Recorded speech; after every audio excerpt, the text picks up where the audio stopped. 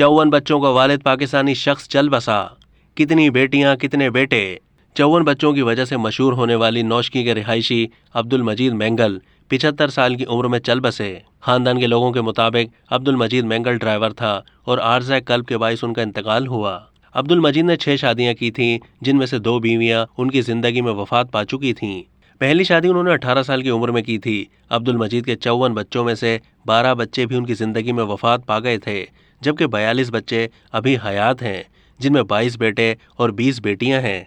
अब्दुल मजीद के बेटों का कहना है कि उनके वालिद ज़िंदगी के आखिरी दिनों तक भी ड्राइविंग करके 42 बच्चों की तालीम और दीगर ज़रूरियात को पूरा करने की कोशिश करते थे। बुढ़ापे के बावजूद उन्होंने कभी भी आराम करने को तरजीह नहीं दी थी।